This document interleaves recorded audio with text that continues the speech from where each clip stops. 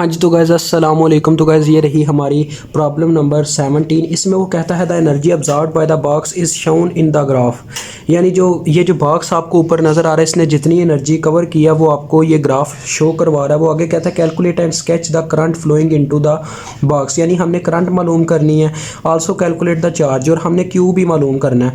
तो करंट और चार्ज को मालूम करने के लिए पहले हमें करंट अगर मालूम हो जाती है तो इनडायरेक्टली हम चार्ज भी मालूम कर पाएंगे, क्योंकि करंट का फार्मूला होता है डेरिवेटिव ऑफ, यहाँ पे मैं लिख रहा हूँ डेरिवेटिव ऑफ चार्ज। ये करंट का फार्मूला होता है। तो अगर हम चार्ज निकालना चाहें तो चार्ज का ये फार्मूला होगा इंटीग्रेशन ऑफ करंट, यानी उसका उलट होके उधर चला जाएगा, और डेरिवेटिव का उलट हमेशा इंटीग्रेशन होती है। तो लिहाजा ये फार्मूला बनेगा। तो हमें पहले करंट निकालनी पड़ेगी। तो गाइस जैसा कि आप जानते हैं एक चीज़ को कि पावर का फार्मूला हमारे पास चार किस्म का होता है। एक तो होता है वोल्टेज इनटू करंट। हम दो फार्मूलाज की यहाँ पे इस चैप्टर में बात कर रहे हैं, तो लिहाजा दो को ही बयान करेंगे। देखें, वोल्टेज इनटू करंट और पावर डेरिवेटिव ऑफ एनर्जी के भी बराबर होती है।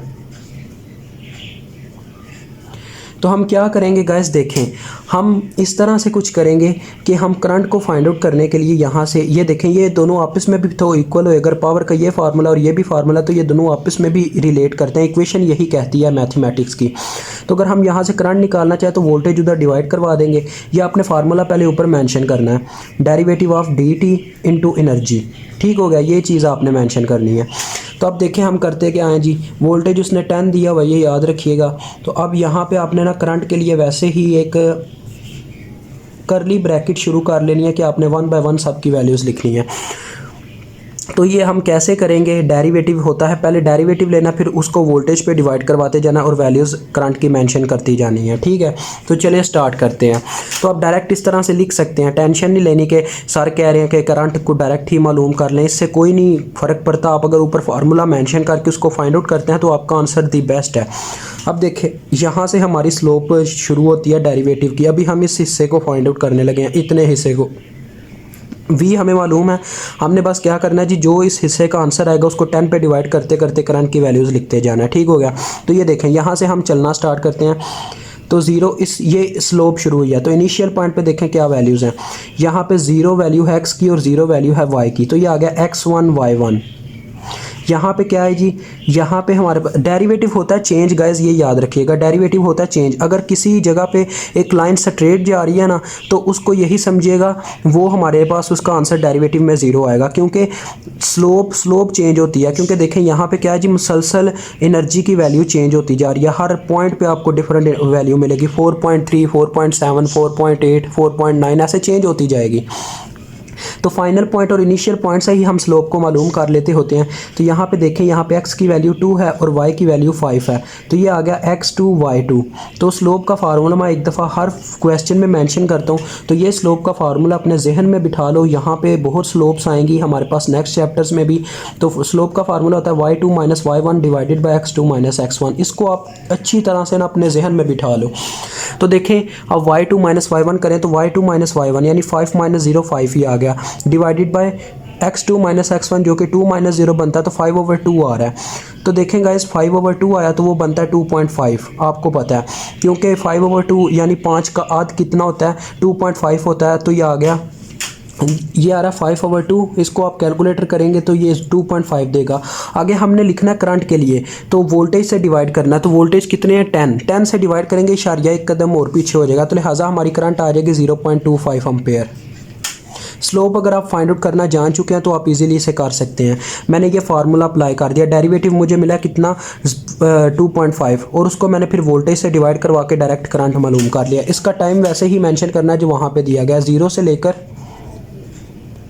2 सेकंड तक। ठीक है, अगर देखें एक स्लोप कांस्टेंट गई है तो कांस्टेंट का जवाब 0 आना है। तो 0 को किसी भी चीज़ से अगर 0 आएगा तो 0 को जब हम वोल्टेज की वैल्यू यानी 10 से डिवाइड करवाएंगे तो वो 0 ही रहेगी। तो लिहाजा यहाँ पे डायरेक्ट 0 एम्पेयर लिख दें आप, क्योंकि ये देखें लाइन स्ट्रेट जा रही है। तो ये कितना टाइम है, 2 से लेके 4 सेकंड तक। अब आगे फिर से स्लोप शुरू हुई है। तो यहाँ पे आप इनिशियल पॉइंट लिखें, यहाँ पे x की वैल्यू 4 है, y की वैल्यू 5 है। तो ये आ गया x1 y1। अब यहाँ पे ये फाइनल पॉइंट है, तो यहाँ पे x की वैल्यू 6 है, y की देखें 0 हो चुकी है। तो ये आ गया x2 y2। तो फार्मूला लगेगा y2 माइनस y1 यानी 0 माइनस 5, क्योंकि y2 की वैल्यू 0 है, y1 की वैल्यू 5 है, बटे में आएगा x2 माइनस x1 यानी 6 माइनस 4। तो ये भी आ रहा है -5/2, तो ये आ जाएगा -2.5। देखिए -2.5 आ रहा है। जब ये आया हमारे पास किसका, डेरिवेटिव का जवाब, जब हम इसको 10 से डिवाइड करेंगे तो ये आ जाएगा -0.25 यानी इशारिया एक कदम पीछे चला जाएगा। ठीक हो गया गाइस। तो इस तरह से इसको रिकवर करें। अब तो अब यहाँ पे टाइम मेंशन करें 4 से लेके ये हमारा टाइम था 6 सेकंड तक का। तो गाइस अब देखें, अब नेक्स्ट जो स्लोप हमें मिलती है वो 7 से 8 तक मिलती है। अब देखें यहाँ पे इसका इनिशियल पॉइंट पे x की वैल्यू 7 है और y की वैल्यू 0 है, तो ये हो गया x1 y1। और इसका फाइनल पॉइंट चेक करें तो यहाँ पे x की वैल्यू क्या है जी 8 और y की वैल्यू क्या है -2.5। y हमेशा आपने y एक्सिस पे देखना है, ठीक है, ये याद रखिएगा। ये आ गया x2, ये आ गया y2। तो फार्मूला अप्लाई करें, y2 माइनस y1, चले कैलकुलेटर पे करते हैं। तो ये आ गया पहले बटा। तो मैंने अक्सर वीडियोस में बोला गाइस कैसियो का कैलकुलेटर खरीदें, ये हमारे पास इलेक्ट्रिकल इंजीनियरिंग में काफ़ी काम आता है।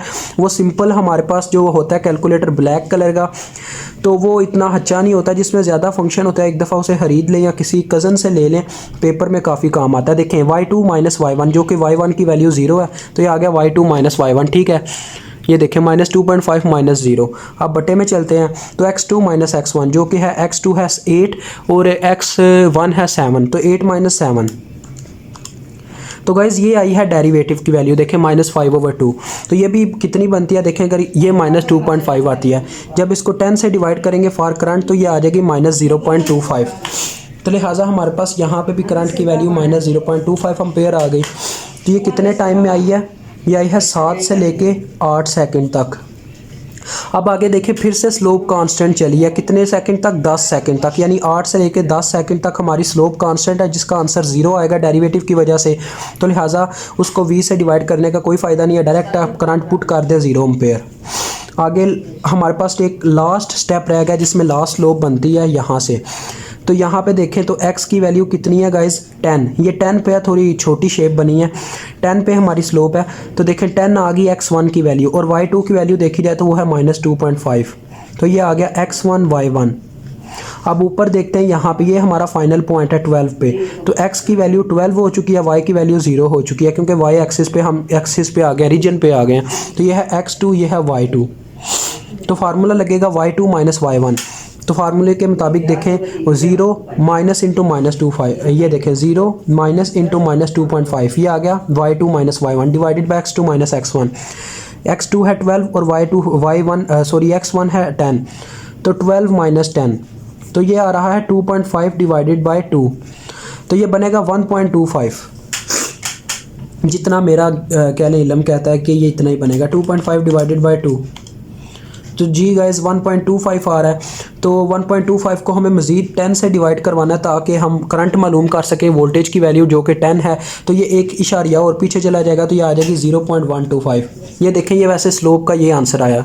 तो मैंने उसे 10 से डिवाइड करवाया तो ये मेरे पास ये बन गया। ठीक है, एक कदम और इशारिया पीछे चला गया। तो ये है 10 से लेकर 12 सेकंड तक। अब हमने इसका ग्राफ स्केच करना है और चार्ज को मालूम करना है। करंट हमें मालूम हो चुकी है, तो पहले चार्ज मालूम करते हैं गाइस।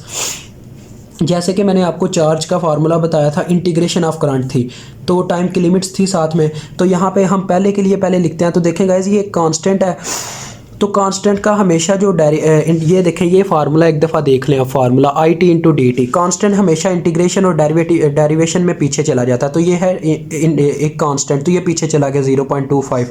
टाइम की लिमिट्स पुट करें जो कि 0 से लेकर है 2 तक, और साथ में dt लिखते हैं क्योंकि इसके साथ कोई वेरिएबल मौजूद नहीं है।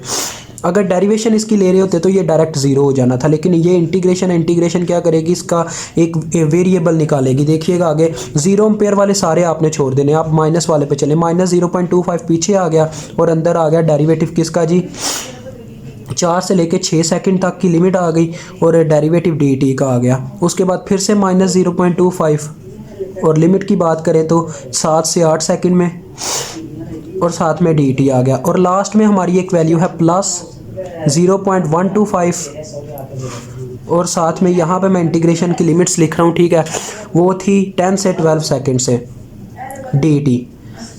ठीक हो गया। अब हम qt को फाइंड आउट कर लेते हैं। यहाँ पे 0.25 गाइस क्या होता है जब इंटीग्रेशन, मैं यहाँ पे इसे बताता हूँ आपको, इसको यहाँ पे करने की ज़रूरत नहीं है, बस आपको बताना है। टी और इंटीग्रेशन आपस में कटती हैं हमेशा, तो टी पीछे रह गया, तो टी की जगह लिमिट्स पुट होंगी जो उसने दी हुई हैं, upper limit minus lower limit, यानी ऊपर वाली लिमिट में से नीचे वाली माइनस होगी, तो टी की जगह ये पुट होगा 2 - 0 इस तरह से। तो ये मैंने आपको बता दिया, हर एक में देखिए सेम इंटीग्रेशन आई है, इस वजह से ये सेम स्टेप है। तो 2 - 0 आ गया, यहाँ पे क्या होगा -0.25 इंटू 6 - 4, इसी तरह से -0.25 इंटू 8 - 7, और लास्ट में प्लस 0.125 इंटू 12 - 10। तो गाइज़ ये टोटली 0 कूलम चार्ज आता है। अब मैंने लिख तो दिया, फिर भी आपको एक दफ़ा बताता हूँ। देखें 0.25 इंटू, ये वैसे ही आपको पता चल रहा है, देखें यहाँ पे भी 2 मल्टीप्लाई हो रहा है, यहाँ पे भी 2 मल्टीप्लाई होगा, तो ये दोनों कैंसिल हो गए।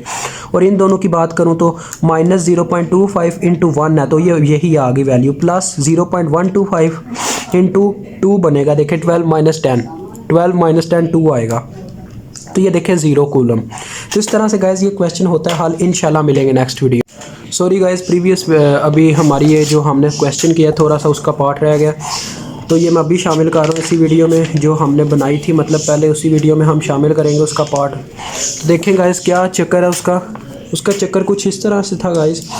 हमने उसकी स्लोप नहीं ड्रा की करंट की, तो वो मैंने बोला मैं अभी आपको ड्रा करके बता देता हूँ। तो ये आपके सामने वैल्यूज़ हैं, आपने उसी तरह से एक स्लोप ले लेनी है,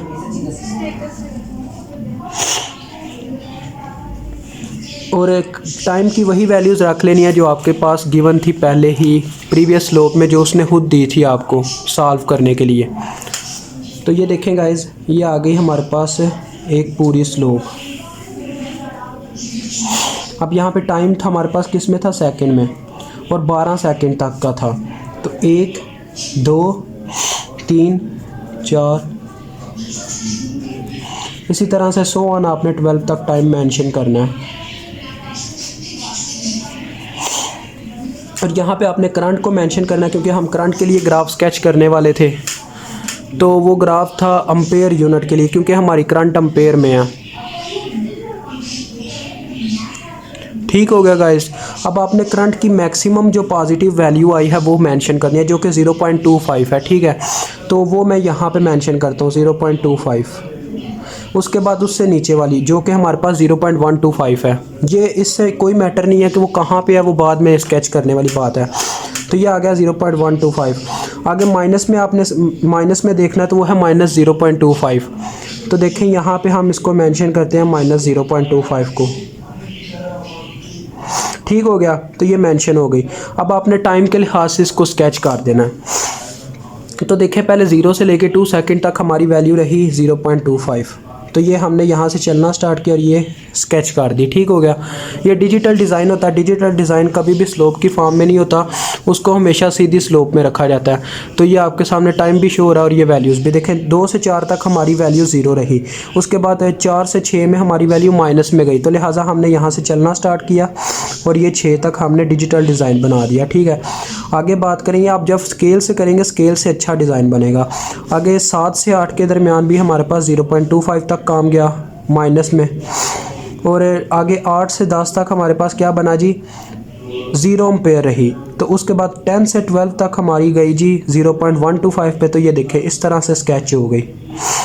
तो ये गाइस बस इतना सा काम था। ये मैंने उसमें वीडियो में आपको पहले वो आपको पता है वीडियो का अख्ताम मैंने कर दिया हुआ है, लेकिन मैंने सोचा इसको ड्रा करके उसमें शामिल कर दूं, तो कैपकट के थ्रू मैं इसे ऐड कर दूंगा इसमें। आपने ये लाजमी समझना ग्राफ।